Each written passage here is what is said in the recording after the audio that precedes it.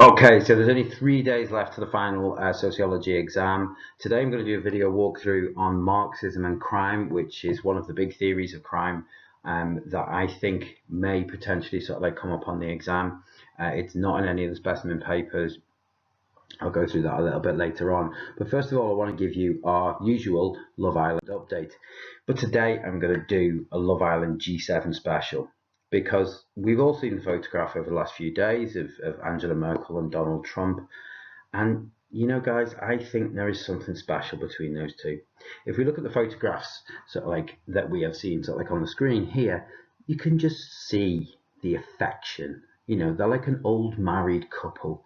That is the way, you know, you would expect your wife to look at her husband, particularly when he has done something incredibly stupid, like walked out to the G7 and decided to cancel all of the things that he agreed to while he was there. But, you know, hey, that's Donald. That's what we love about the guy. So let's move on. Quick disclaimer again, no prior knowledge of the A-level exams for 2018. And the question in the item has been created by me, not been created by AQA. It is based on question types that have not appeared on the specimen papers or on the AS or A-levels up until June 2018. The essay structure is just one way of answering the question, and other approaches may still score full marks. So let's have a quick look at the question here. It's straightforward to evaluate the contribution of Marxists to our understanding of crime and deviance, but the item is key here again. Always look to the item for hints. It's going to suggest 2 or 3 ideas.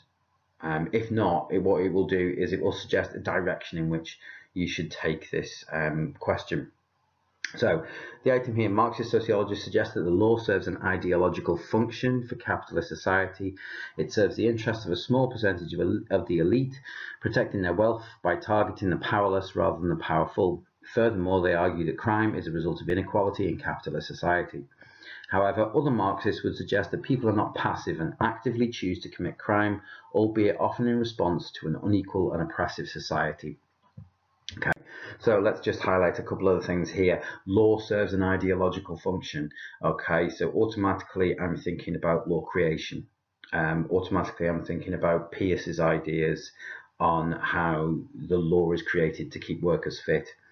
I'm thinking about protecting the wealth. So, you know, this is Snyder and her discussion that the elites won't pass laws that will allow them to be prosecuted by targeting the powerless rather than the powerful. There's a little bit of shambliss in there. Furthermore, they argue that crime is a result of inequality in capitalist society. Okay, there's a big hint at criminogenic capitalism. However, other Marxists would suggest that people are not passive and actively choose to commit crime, albeit often in a response to an unequal and oppressive society.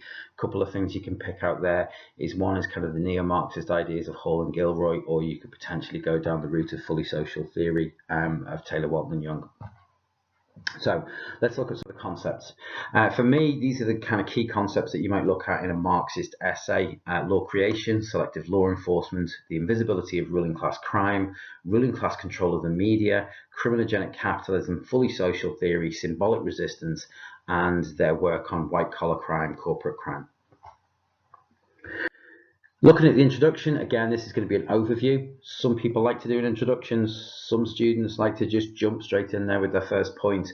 It is a matter of preference. For me, I always like to see an introduction. For me, the introduction gives you that time to think and to plan out your response.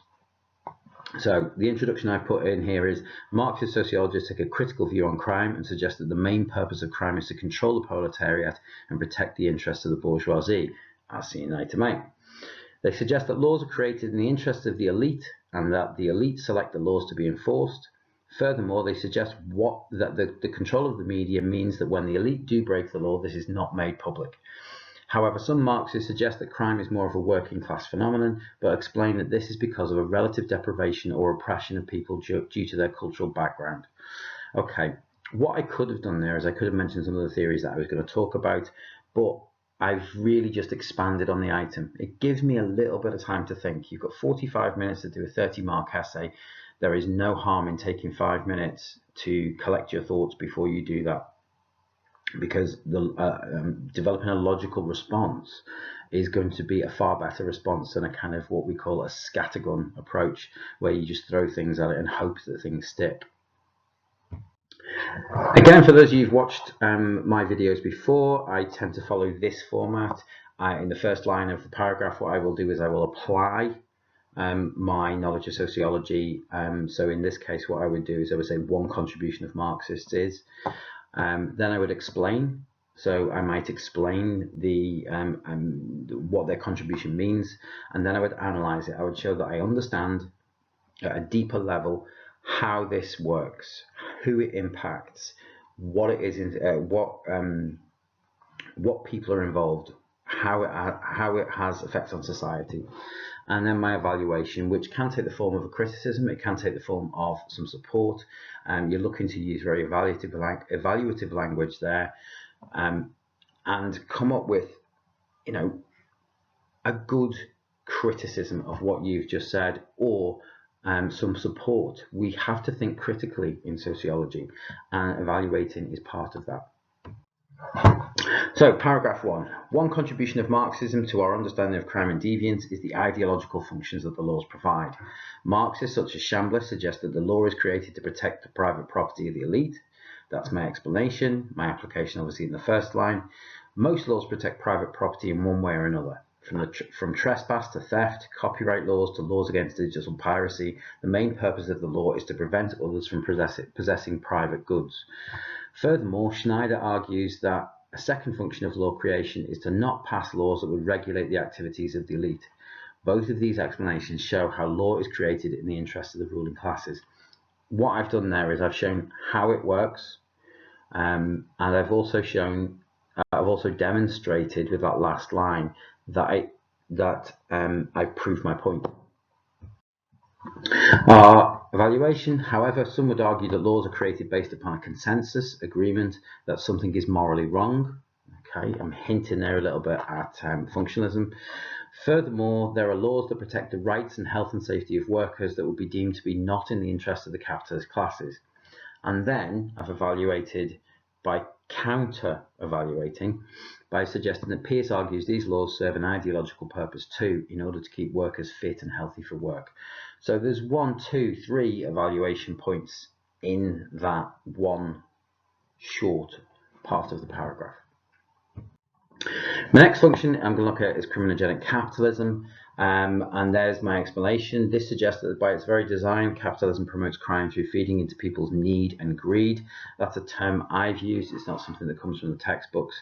Capitalism keeps workers paid at a low level to ensure profits for the elite, while simultaneously promoting goods and services to the working classes cannot afford. Sorry about this. Many turn to crime in order to fulfill their needs or to improve their status. Furthermore, alienation and lack of control over their work can lead to the working class becoming frustrated and aggressive, further enhancing the reputation of the working classes as criminal. I've shown a deeper understanding of how criminogenic capitalism works. It's not just about need and greed, but it's also about the frustration that comes from being alienated at work, which then leads on to aggressive behavior. So it can potentially explain things like violent crimes. Our evaluation, I've gone for a little bit of support here by looking at Merton.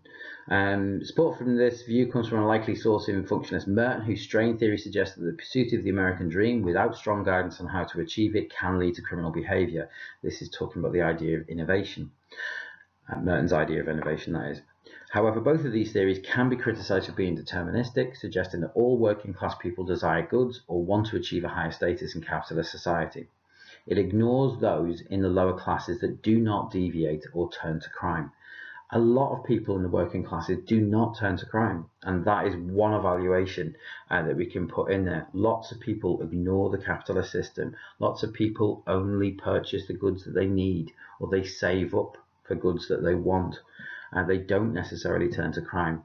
So it can be seen as being a little bit deterministic. Paragraph 3, a further contribution of Marxism to our understanding of crime is fully social theory, the kind of neo-Marxist critical criminology route.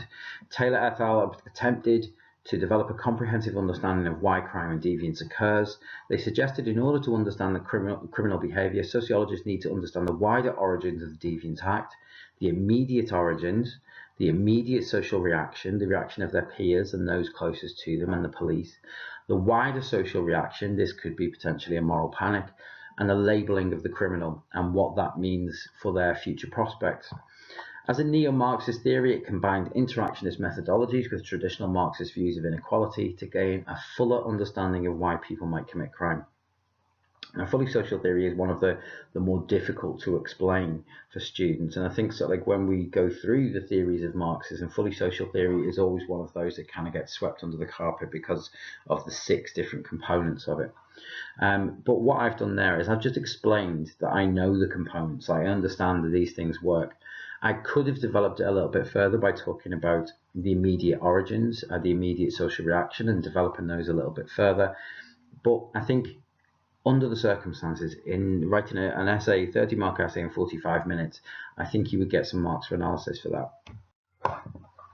Critics of fully social theory suggest that it romanticizes the criminal's behavior and ignores the real victims of crime by suggesting that society is to blame for the individual's actions. Very much an interactionist view, that sort of like, that society shapes our behavior. I shouldn't say that. Sort of a structural view. That interactionists would suggest that the people are reacting to the interactions with others. In other words, they're reacting to the interactions the way society perceives them. However, Hall, who's a neo-Marxist, utilised their approach to discuss the vilification of black muggers in the 1970s, suggesting that the creation of a folk devil in young black males helped to distract attentions from the crisis of hegemony in society at that time. For those of you who studied any kind of Marxism, you would know that sort of like the 1970s was quite a grim time. There was a crisis of hegemony on the back of things like the OPEC oil crisis, on the back of the troubles in Northern Ireland, and the rise of sort of like kind of terrorism across Europe, Britain's debt problems, the winter of discontent. Well, what Hall suggested was that society created this folk devil of a black mugger to actually distract people from that. A further contribution of Marxists to our understanding of crime is their focus on the crimes of the powerful rather than merely the powerless. Sutherland examined the idea that crime is universal through the social hierarchy and suggested there existed white-collar crime. Okay, so there's my application, there's my explanation. White-collar crime refers to both occupational crime committed by an individual against their own employer, for example, embezzlement, and corporate crime, e.g. falsifying accounts to mislead the public. Both of these crimes are often underreported in the media and crime statistics, as they are relatively hard to detect, although some sociologists would suggest that selective law enforcement means they are unlikely to go noticed at all, given a skewed picture of the criminality of the working class. Okay, so in this paragraph, what I've done is I've applied this idea that they focus on the crimes of the power, that Marxists bring into focus the crimes of the powerful. I've talked about Sutherland and how he defines white-collar crime as being occupational or corporate. I've given some examples, and what I've done is I've suggested some reasons why these crimes aren't at the forefront. That shows that I've got a deeper understanding of corporate crime and white-collar crime and occupational crime. My evaluations, however, Braithwaite suggests that for companies, obeying the law can be more profitable than breaking it. Furthermore, often the crimes committed by corporations or individuals are seen as victimless crimes, as there is no injured party. However, Toombs would suggest that white-collar crime can have enormous physical costs such as deaths, injury, illness, and economic costs to customers, employees, and tax revenue. So I've got 2 evaluations of the Marxist work into white-collar crime, and I've also got a positive evaluation that supports the idea that there is crime committed by the upper and middle classes, and it does have an impact on society. My final paragraph, I'm going with a 5-paragraph approach rather than a 6 this time, is symbolic resistance. Explaining that, sort of like what I would do is I would suggest, Gilroy suggests that crimes committed by ethnic minorities were a form of political resistance against a system that has oppressed them. And then I would analyse that by explaining why this happens. So Gilroy suggests that the rule of British imperialism over subjects from the Caribbean and Asia, and the treatment of ethnic minorities, particularly first and second generation migrants, who were subject to racist abuse and discrimination from social institutions they interacted with, and as a consequence adopted ways to protect themselves. However, Gilroy suggests that these methods were then criminalised by the British government. Now, this is a kind of key study. You can use this one in ethnicity and crime as well, which I've put together a video walkthrough of ethnicity and crime too. Because what it is suggesting is that the first, well, certainly the second wave of immigration was seen as lawless. Gilroy's writing around about the same time as Hall is about the myth of black criminality. But Gilroy is suggesting, a little bit like fully social theory, that it is an act of political resistance. But we can evaluate this one quite easily. Most ethnic minority crime is what's called intra-ethnic. In other words, crime is committed against others from the same ethnic background, rather than against their colonial oppressors. A more convincing argument for ethnic crimes has been proposed by left realists, derived from the ideology of Marxism, that marginalisation, relative deprivation, and blocked opportunities caused by racism lead to the formation of ethnic minority subcultures. And this can be evidenced through the rise of gangs on the streets of major cities as a reaction to being excluded from society. You could go with the hot topic idea of the kind of crisis that's happening in London at the moment, where ethnic minority gangs are sort of like are alleged to be behind a lot of the lawlessness that's happening in London.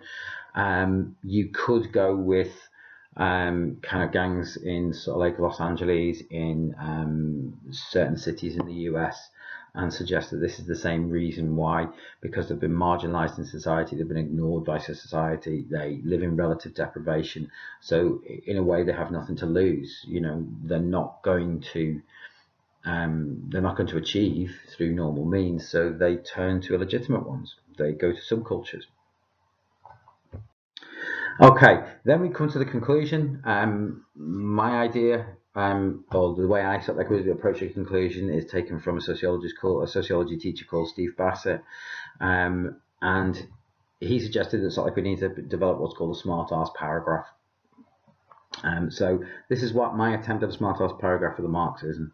What I'm looking to do here is to talk about the actual contribution of Marxism to our understanding of crime and deviance. I want an overview of what Marxism do. So I will look to criticize it, and I will look to find its strengths. So the contribution of Marxism to our understanding of crime and deviance is undeniably a useful one.